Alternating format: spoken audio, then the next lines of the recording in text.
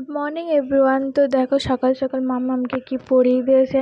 আসলে দাদু এটা রাত্রে এনেছে, ও রাত্রে ঘুমিয়ে গিয়েছিলো বলে পড়ানো হয়নি, তো ঘুম থেকে উঠেই ওকে ওইটা পড়ানো হচ্ছে। তো পড়ে দেখো খুশি, একটু কনফিউজ আছে। তো ওকে ওই টুপি চশমা পরে রেডি করে দোকান পাঠিয়ে দিলাম।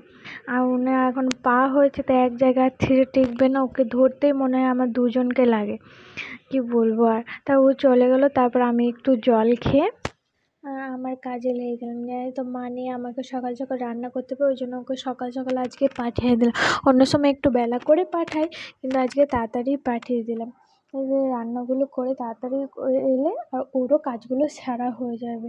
স্নান করার পর ও এসে পরে ওকে আবার স্নান করাতে হয়। তা আজকে আমার দেখো উচ্ছে ভাজা হবে, আর একটা কিছু হবে মনে হয়, মাছের ঝোল করবো ভাবছি। ততক্ষণে আমি কাজ করতে শুরু করে দিয়েছি, একদিকে ওইটা একদিকে ওইটা। এত কি অবস্থা। আর সারাদিন কাজ করে দুপুরে ভাবলাম যে একটু ঘুমাবো, কিন্তু ম্যাডামের ঘুম নেই আজকে, কেন কে জানে। অন্য সময় টাইমেও ঘুমিয়ে যায়, আজকে কেন ঘুমায়নি। আর কি করছে, জলের বোতলটাও তেল বেরিয়ে পুরো শরীরে মাখছে, কি বলবো। ওকে তেলের ওর অভাব পড়ে গেছে, ওই জন্য ওকে জল মাখতে হচ্ছে এই গরমে, কি বলবো।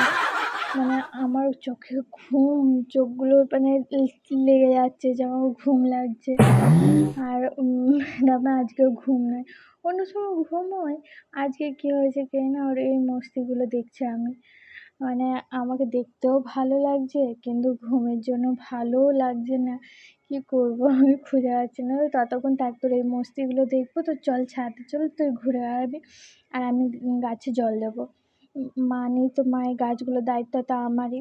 দেখো মায়ের কত গাছ, তো পাইপের মাধ্যমেই দেবো ভাবলাম বালতিতে দিই, কিন্তু বালতিতে ম্যাডাম বালতিতে যেয়ে বসে যায়, বলবে ওখানে বসে বসে স্নান করবে।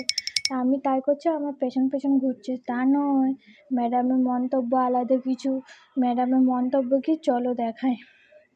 মানে পাইপের জলটা নেবে, নিজের শরীরে দেবে। এই দেখো আমাদের দু মা বেটে কাড়াকাড়ি চলছে। মানে ও পাইপ জল নিয়ে খেলবে। আচ্ছা বাচ্চাদের জলের সাথে অত প্রেম কেন? তাদের মানা করছে জল হাত দিতে, মানা করছে ঠান্ডা লেগে যাবে, কিন্তু তারাই জল হাত দেবে না। আমাদের এখানে যুদ্ধ চলছে, কখনো ও নিজের জল দেবে, কখনো সে জল দিয়ে স্নান করবে। আমি এখানে বন্ধ করে দিয়েছি, তো নিচের জলগুলো পাইপে দেওয়ার চেষ্টা করছে। মানে কি করছে দেখো। এখন ও জামা ভিজিয়ে দিয়েছে, পিঠে সামনে সব পুরো ভিজে, তাও ওনার মন ভরছে না, ও আরো ভিজবে। মানে এখন এই বাচ্চারা যখন এখন চলতে শিখবে, এখন শুধু ধৈর্য ধরা